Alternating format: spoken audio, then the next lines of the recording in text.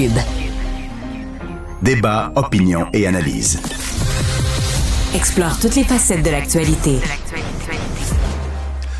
On rejoint tout de suite Stéphane Bureau qui aujourd'hui délaisse un tantinet la politique, un tantinet, dis-je, pour nous parler culture. Bonjour Stéphane. Salut Alexandre, en direct d'une ville grise et bientôt pluvieuse, New York, mais qui a été comme Montréal et le Québec ce week-end radieuse et chaude.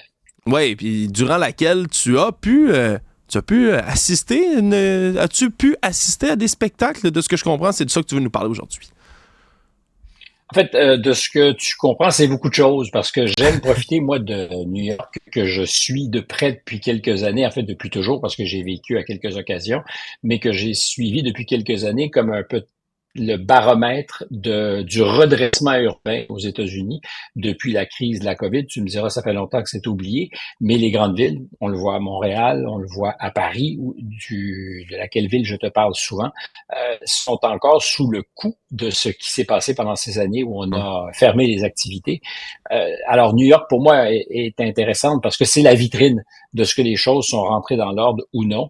Je l'ai vu en 1920, c'est vraiment intéressant comme lapsus. Je dois avoir vraiment quelques problèmes de drogue que je n'ai pas encore prises. Je vais dire en 2020, quand je suis passé par la ville, donc alors que c'était tout chaud, en 2021, en 2022. Et là, aujourd'hui, donc, ce que je constate, c'est que New York s'est certainement remise, comme Montréal s'est remise de ses émotions, mais on y voit un problème marqué d'itinérance.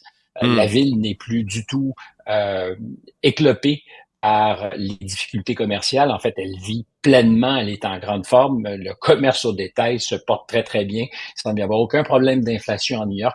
Sinon, il y a de l'inflation. Les prix ont augmenté, sont multipliés. J'imagine que tous ceux qui nous écoutent et qui sont allés faire un week-end à New York, peut-être à Pâques ou dans les derniers mois, l'ont constaté. Les prix ont explosé, mais ça semble pas du tout avoir d'impact. Ça semble pas avoir ralenti l'ardeur des clients et des consommateurs. Donc, la ville, elle est belle, elle est relativement propre, contrairement à notre ville à nous. Elle fonctionne. Problème d'itinérance marqué. Mais je te dirais la même chose à Paris, à Montréal. Donc, les contre-coups d'une forme d'épidémie de drogue qui a mis sur le bas-côté ou forcé sur le bas-côté beaucoup de nos concitoyens que l'on voit errer. Je voyais en fin de semaine dans un journal quelqu'un qui parlait des zombies. Il y a un peu de ça, et c'est vrai aussi à New York. New York, si je t'en parle, c'est aussi parce que c'est une des deux grandes villes mondiales du théâtre. Tu disais, j'ai envie de parler culture, et c'est vrai. Je reviens à New York, c'est vrai pour tous ceux qui sont animés par la culture. Il y a les musées, mais il y a aussi Broadway, Off-Broadway, le théâtre. Je disais, il y a deux grandes métropoles ou capitales mondiales du théâtre. Avant Paris, avant toutes les autres villes, Londres et New York. Et souvent d'ailleurs, l'une est l'écho de l'autre. Des spectacles vont commencer à Londres et venir à New York, et inversement, des productions vont se monter à New York qui vont ensuite aller à Londres. C'est un marché. Et là aussi, on peut prendre la mesure de la vigueur et de la santé de la ville à partir de ce petit baromètre qui est Broadway ici, ou le West End quand on est à Londres. Les théâtres sont plein bondé, ça fonctionne, ça marche. C'est le retour à la normale avec aussi des productions solides qui sont mises sur le rail parce qu'on sait qu'il y aura des clients pour les attendre, pour les voir et surtout pour payer les billets. Quand je parlais d'inflation de riches, tu me diras, mais quand on vient à New York voir un spectacle, et un spectacle qui est couru, il faut payer cher, souvent très cher même, parce qu'apparemment, en tout cas, il y a plus de problème de demande. Les clients, les spectateurs sont au rendez-vous. Alors, deux productions que je vais aller voir et qui là aussi peut-être sont emblématiques de quelque chose. Je vais citer toi, un fan de musique et de Alicia Keys, la phénoménale auteur-interprète et aussi pianiste virtuose qui était déjà une enfant prodige à 10-12 ans. Alors, il y a une comédie musicale qui est à l'affiche depuis quelques semaines, un projet qu'elle porte dans son baluchon depuis une douzaine d'années. Je sais pas si tu en as entendu parler, ça s'appelle Hell's Kitchen, qui est le quartier où elle a été élevée, qui est d'ailleurs adjacent à Broadway, au cœur de la ville, qui était mal famée pendant très longtemps. Elle a été, élevée dans une tour. Alors, c'est un HLM d'un type qu'on ne connaît pas vraiment à Montréal, une HLM qui est une tour de 46 étages avec, je pense, 3500 unités dans ça. Ça s'appelle Manhattan Plaza.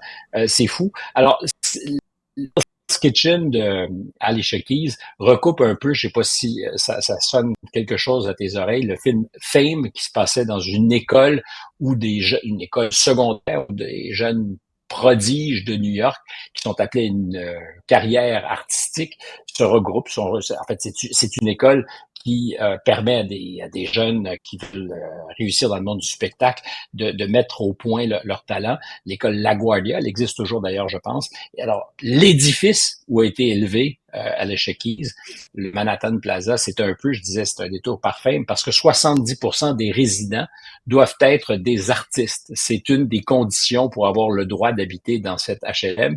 Elle habitait au 42e étage.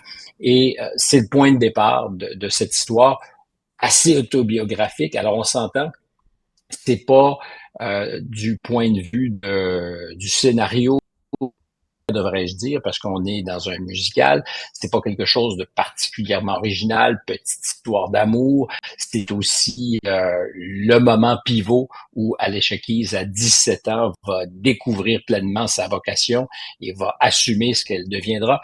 Donc, le prétexte biographique n'est exceptionnel. Ce qui est exceptionnel, c'est cette production, les talents qu'on y retrouve, la qualité vocale. Alors, l'art du musical, du spectacle musical, a été, au fil du temps, on pourrait penser par exemple à West Side Story, qui est un grand classique des années 50 et qui est un peu d'ailleurs adjacent, parce que West Side Story se passe géographiquement tout à côté du Hell's Kitchen de Alicia Keys, mais les règles de cet univers du musical ont pas beaucoup changé. Je dirais pas que dans le cas de Hell's Kitchen, on est à des kilomètres, sinon des années-lumière de ce que sont les grands classiques, parce que ça a été revisité avec Book of Mormon, Hamilton, qui a eu beaucoup de succès, mais qui reste toujours très classique dans leur facture, dans la manière de faire les choses.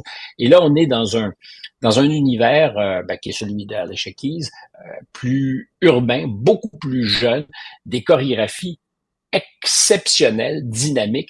J'ai pas vu ça. J'ai certainement vu à New York, je m'en rappelle pas les bretelles, des centaines de spectacles et des musicaux, j'en ai vu plusieurs. Et j'ai rarement vu un enthousiasme aussi grand entre le public dans la salle et ce qui se passe sur scène, avec littéralement des échanges où le public réagit à la dextérité vocale des interprètes. Alors, il y a une jeune interprète exceptionnelle qui joue le rôle d'Alicia Keys, mais il y a plein de rôles, c'est très équilibré comme production, plein de rôles fondamentaux, pivots, qui, chacun à leur tour, ont leur moment qui les fait briller. Extraordinaire. Et ce qui est important, si j'en parle, c'est que, alors, je suis pas sûr que ce matin, tout le monde se dit, j'irai à New York pour voir un spectacle, mais si j'en parle, c'est que quand on veut vraiment prendre la mesure d'un spectacle musical, ce qui est important, c'est de voir le casting original. Parce que ce spectacle a vocation à vivre peut-être 5 ans, 10 ans, 2 ans, 3 ans, on ne sait jamais. Mais tu sais, The Lion King, ça fait 25 ans que c'est à New York. Alors, tu comprendras évidemment que les castings ont changé plusieurs fois.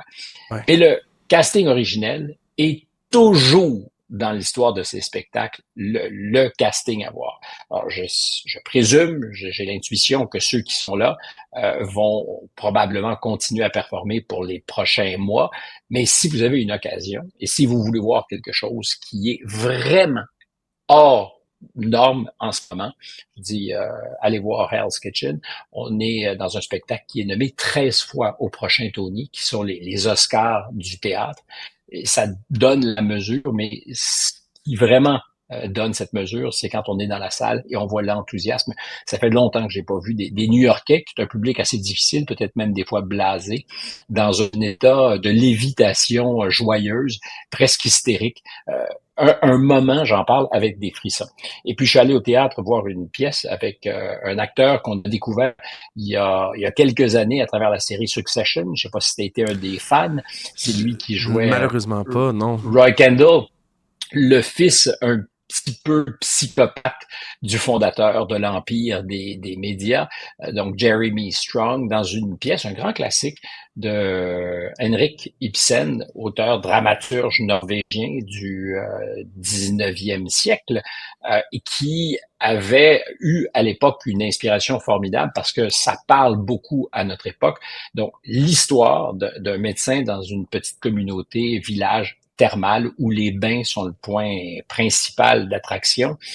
Il est le médecin qui suggère aux patients de venir se refaire une santé sur place. Son frère est le maire de la ville et il se trouve qu'à un moment donné, le médecin découvre que la poule aux œufs d'or est contaminée, c'est-à-dire que les œufs sont dangereuses, les eaux sont contaminées, et décide d'avertir la population. C'est un personnage aimé, c'est un personnage progressiste qui est appuyé par les progressistes de la ville, ce médecin, et qui, à partir du moment où est le porteur d'une mauvaise nouvelle, c'est-à-dire que la santé économique de la communauté pourrait être menacée parce que les eaux sont insalubres, devient tranquillement l'ennemi du peuple, c'est le nom de la pièce, et soudainement, la vérité devient peut-être une fake news. Le frère mère va réussir à faire taire son frère. C'est extraordinaire. Oh, extraordinaire, je pense que c'est le mot que tentait de finir Stéphane Bureau, Aussi, vous qui ce matin. semble avoir perdu un instant sa connexion là, depuis New York. Très clairement, beaucoup de matériel culturel à aller voir. Si ça vous a donné envie, tout comme moi, d'aller assister à des pièces comme ça, c'est mission accomplie pour Stéphane Bureau, qu'on remercie pour sa présence. On lui reparle dès le prochain épisode.